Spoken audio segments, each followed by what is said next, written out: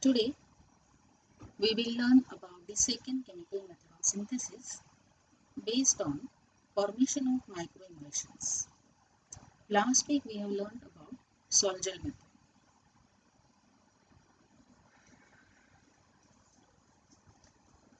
So the learning outcomes for today's session are as follows. So we'll learn what are microemulsions, what is the mechanism of formation of microemulsions, and then synthesis of quantum dots using microemulsion method.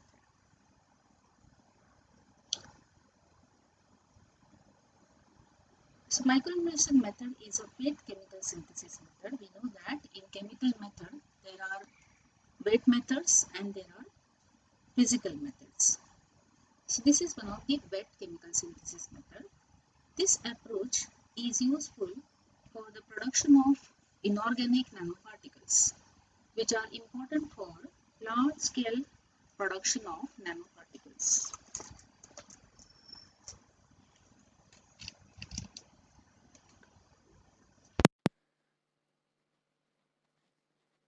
The colloidal methods are very simple and well established wet chemistry precipitation processes.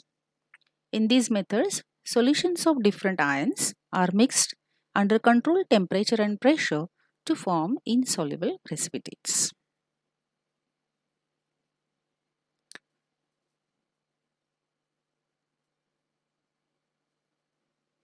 So there are various methods of wet chemical synthesis in the liquid phase and in the gaseous phase.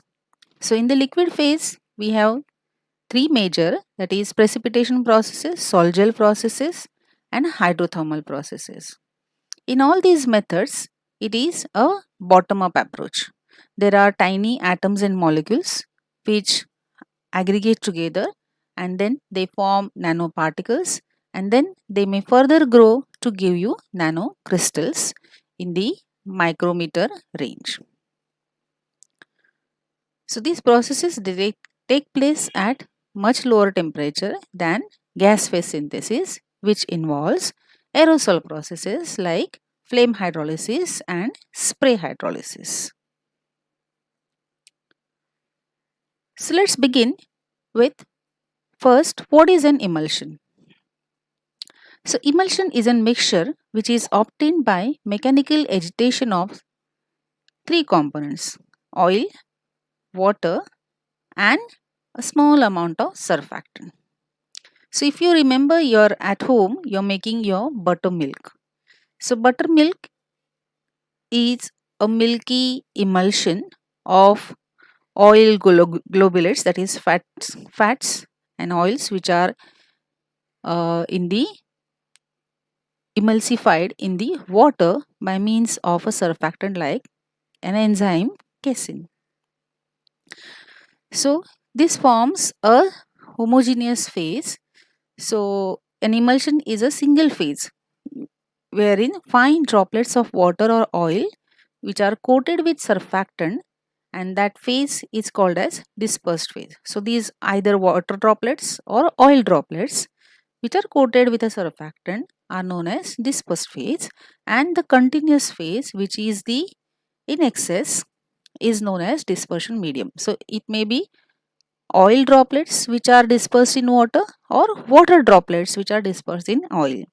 So then water droplets will become a dispersed phase and oil droplets will become a continuous phase. So a characteristic of emulsions is they are milky or turbid and the droplet size is much larger, that is in the range of 0.1 to 1 micron. So what is a surfactant molecule? Surfactant molecule is an amphiphilic molecule. It has affinity towards hydrophilic, that is aqueous phase, as well as organic phase. So it has two groups. So there is a hydrophilic group and then there is a hydrophobic group. So you can see these heads are hydrophilic and these tails are hydrophobic. So it is the principle of like dissolves like. So hydrophilic groups will be attracted or directed towards the aqueous phase, and hydrophobic groups will be directed towards the non-aqueous group, that is oil or any other organic liquid.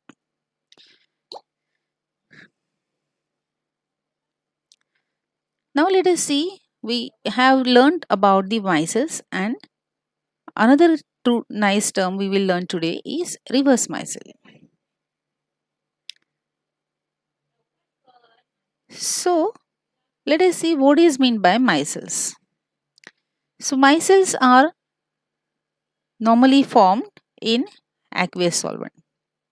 So it is a dispersion medium or continuous phase is normally an aqueous solvent. That is, it may be molecules that aggregate in such a manner that hydrophobic radical will form a core. Core means a dust particle or any inorganic metal particle that will be a hydrophobic, which is not soluble in water, will form a hydrophobic phase or oil, and hydrophilic groups will form the surface layer of a micelle.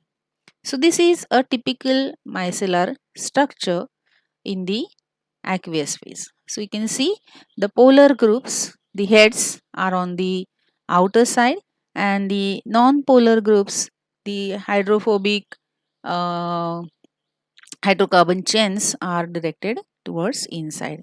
And this is known as a core, which is a hydrophobic, which doesn't like to dissolve in water. So it is oil phase. So you can collect the oil droplets by adding a small amount of surfactant having these polar and non-polar groups. As against this, there is another kind of micelle which can form, which is reverse. Here you can see the hydrophobic tails are now directed on the outer side, and the hydrophilic polar heads are directed towards the inner side. So it is towards the aqueous phase. That is, now the water droplet is dispersed in a hydrophobic oil phase. So now continuous phase is oil and the dispersed phase is water. That means you are dissolving an aqueous solution of a same metal, and then you are using some organic solvent which is not soluble in water. You will get a reverse micelle. So in this case, the dispersion medium is an organic liquid.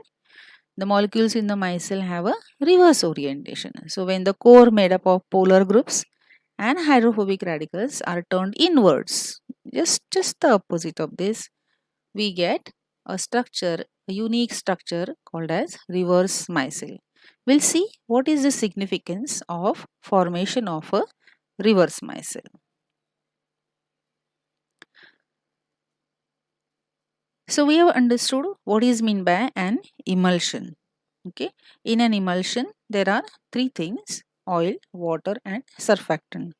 All the three are mechanically agitated. They are strongly stirred so that they get homogeneous. So it's a homogeneous mixture in which there are fine droplets which are dispersed in a continuous phase like water or an organic liquid. It may be an oil. Now, how these emulsions we have seen, they are turbid, milky, and their droplet size is in the range of zero point 0.1 to 1 micron. Now, what are microemulsions? So, microemulsions, they are stable but thermodynamically unstable colloidal dispersion. So, they are similar like the micelles we have seen and reverse micelles. So, they also possess spherical droplets, either water in oil or oil in water, but now the size of microemulsions is less than 50 nanometer. Now this nano size, nanoscale makes microemulsion a nanomaterial, a nanoreactor. How? Because now this microemulsion will be optically isotropic, that is transparent. As against the emulsion which is milky, microemulsions will be optically isotropic. This is because the size of the bubble the fine droplet, is so small that it is much smaller than the wavelength of the visible light. So the wavelength of a visible light is much larger, of the order of 400 nanometer. So in order for the light to pass through, it has to be at least 1/10 of this. Okay. So we can see that it is much smaller than that. So it is in the range of 10 to less than 50 nanometer. So it is less than 40 nanometer. The light will not pass through that, and hence these will be optically transparent. So your micro emulsions we have used number of times. It's the household application which every uh, housewife or every lady who is concerned with cleaning their houses is using every day. That is our simple Dettol. So the Dettol, or the which we use for cleaning our floors, disinfecting the surfaces, is a nice example of micro emulsion, which is transparent. As soon as you put a few drops in water, it turns into milky liquid that becomes an emulsion, and that is the characteristic of microemulsion. So in this case, the two immiscible liquids, that is oil and water, they are stabilized by an interfacial film of a surfactant and sometimes a co-surfactant like any polyalcohol is added. So we can understand basically a microemulsion comprises of three components: a polar phase, that is water, a non-polar phase, that is oil, and an emulsifier. So in the microemulsion, we can see an aqueous core. So core is aqueous, coated with a thin film of surfactant molecules. You can see this ring.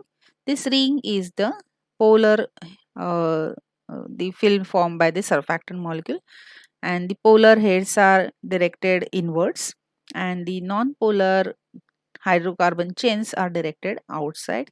So that makes it hydrophobic. So this formation of these micelles, you can see it is a reverse micelle. So that means microemulsion, another characteristic is it leads to the formation of reverse micelles.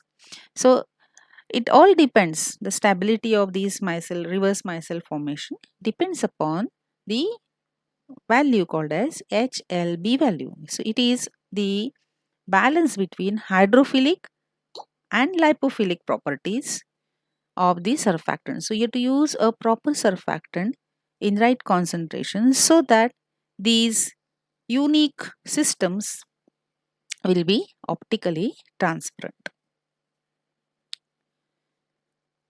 So now we can understand there are different types of microemulsions. So on a microscopic level, the emulsifier molecule, it forms an interfacial film as we have seen in the diagram. So that separates the polar and non-polar domains of the each micellar system, microemulsion part droplets.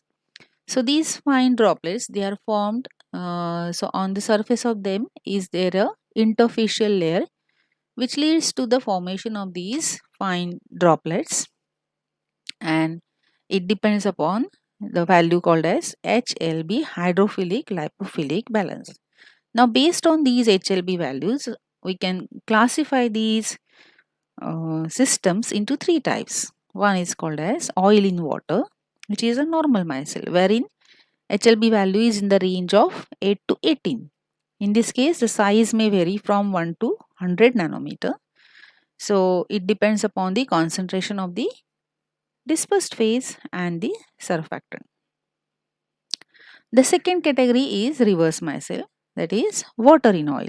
In this case, now we can see the hydrophilic lipophilic balance value, HLB value, is in the range of 3 to 6. Now these are very fine droplets of the size, the aqueous core. This core is of the size of 5 to 10 nanometer. So this is our core we are interested in. So when you are using microemulsion method, we are interested in this aqueous core which is formed at the center of this reverse micelle. So these particles, these droplets are monodispersed. They have perfectly uniform sizes in the range of 5 to 10 nanometer. And then there is a third one for which the term used is bicontinuous. In the bicontinuous micelle, there are both the normal oil in water as well as water in type, oil type of droplets are mixed. So now they are directed in a continuous manner, like called as bicontinuous phase. Okay, so it is a spongy material. Earlier it was called as a lamellar micelle because it is in the form of layers. So these layers of uh, these surfactant molecules, one above the other, they are stacked. Now, so then that forms a very continuous system wherein uh, the nomenclature given to that system is bicontinuous. So if you look at the phase diagram, we can clearly understand. So in the microemulsion is a ternary system consisting of water, oil and surfactant. Now the ratio of these each of these to each other decides what type of micelle system will be formed. So if it is water and surfactant, if water is more and oil is less, the oil will be at the center and all the surfactant molecules will have this polar head directed outside. It's called as a swollen micelle. Okay, and if oil proportion and surfactant proportion we consider, so if 100% oil is here, this is 100% water. So as the amount of oil increases, we get a continuous phase as oil and the dispersed phase as water. In this case 100% water, so continuous phase is water and the dispersed phase is oil. Okay, and intermittent composition, water and oil, if the compositions are intermittent 50-50%, we get the biphasic emulsions like this. So herein you have bicontinuous dispersion. Here we can see the structure is like a spongy material. Okay, and this is similar to your liquid crystal materials or uh, which are having lot of applications. So you can get the formation of these liquid crystals during in the bicontinuous phase. So microemulsions, they, as we have seen, what is interesting in the formation of microemulsion is the core, that fine tiny bubble which is at the core. So if that is trapped and then if the solvent is removed, the metal particle can be of that dimension. So the idea is to trap the fine droplets inside this globule and then evaporate the solvent. You get the fine size of your interest in the nanoscale dimension. So therefore, microemulsions are called as nanoreactors.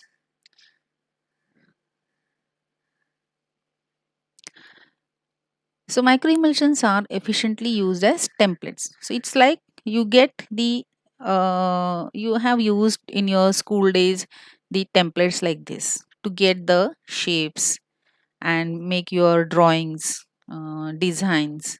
So just like this microemulsion is used as a template. So if you have this shape, you get this shaped design. Similarly, if you take a particular microemulsion, you may get a nanoparticle of the dimension 5 nanometer, which is soluble in water or which may be soluble in an organic solvent. So depending upon the solubility of the nano of the precursor, you can choose the solvent, whether it is aqueous or it may be an organic, and then accordingly we will add the surfactant to carefully manipulate the kind of nanoparticles we require. So herein we can have a very good size control. So you can actually control the size of the nanoparticles by using these self-assembled membranes, and therefore they are called as nanoreactors. So these nanoreactors, they have these microemulsions or bubbles or micelles, or sometimes they call it liposomes, in which the nucleation and growth of that colloidal particle will take place. So it's just like your gravimetric experiment wherein you carry out the precipitation. So you mix the two solvents and then allow the precipitate to grow. In this case, we are mixing the two solvent and allowing the precipitate to grow, but inside that fine core, okay, tiny core. So the particle size will be restricted to only the dimensions of the core.